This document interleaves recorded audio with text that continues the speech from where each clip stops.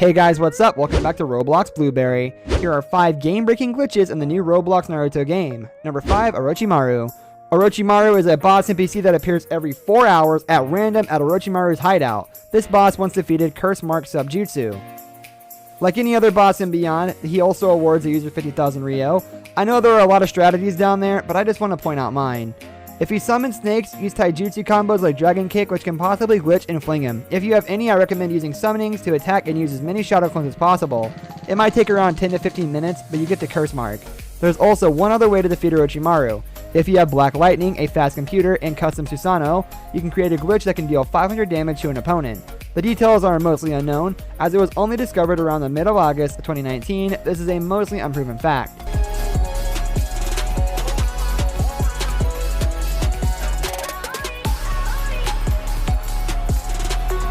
Number 4, Gaara. Gaara is a boss NPC that appears every 2 hours at random at Sunigakure, or Village Hidden in the Sand. This boss once defeated the Sand Combat Subjutsu. The best strategy for Gaara is to spam melee while you keep spawning a clone whenever you estimate your previous clone is about to disappear.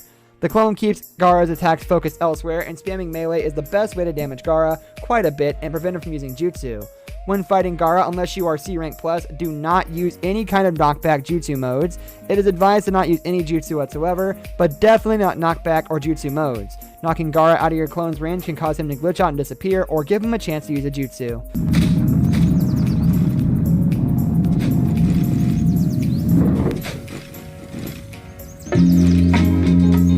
Number 3, Kurama. The Kurama boss has a pattern of fighting. It's slashing, slamming to the ground, and the tail beast bomb. You can maybe avoid being slashed, but I'm not sure you can avoid the slam by going 2 or 3 or more dashes away from him because there's a certain range for it. The tail beast bomb is easy to avoid by going anyway by dashing. The best way to defeat Kurama is range because you can glitch through the floors and walls by hitting, but not with jutsus. The best Keki Genkais to fight Kurama is something to stun him or range attacks. The first is Iron Release, the second is Purple Lightning, the third is Sasuke's Rinnegan, the fourth is Tensaigan, and the fifth is Sasuke's Rinnegan. Go to the Keki Genkai page for the info. You jump in, you scroll down here, and then go here. I'm just gonna be AFK. Number 2, Madara's Mangekyo. Madara's Mangekyo is a Kekkei Genkai. When activated, you will be enclosed in Madara's Susanoo ribcage. Strictly close range. When you use Meteorite, you have to stay in position and wait for 1 second for the meteor to actually fall, meaning you can be susceptible to taijutsu hits. You can use substitution for safety. Sometimes hitboxes can be tricky when using Susanoo Dive, as the katanas can sometimes miss the user's target. Only applies to NPCs that were not triggered. When you use Susanoo Blade, it can be very buggy, as it can kill NPCs. Long cooldown. For the dojutsu activation itself, after the balancing update, Susanoo Blade costs too much chakra, low damage, high chakra consumption. So, not only does it depend on it all really depends on how much chakra you have available. Number 1, missions. In every village, there will be an NPC that will allow you to take missions. You'll first have to select which ranked mission you want to take, which rank from D to S. Higher ranked missions have harder enemies, but have higher credit and XP rewards. But you must be at that rank in order to do the mission. People can bypass this roadblock by having higher ranked players invite them into ranked missions beyond their rank. Once you begin a mission, you'll be taken to a separate map, with objectives depending on the mission.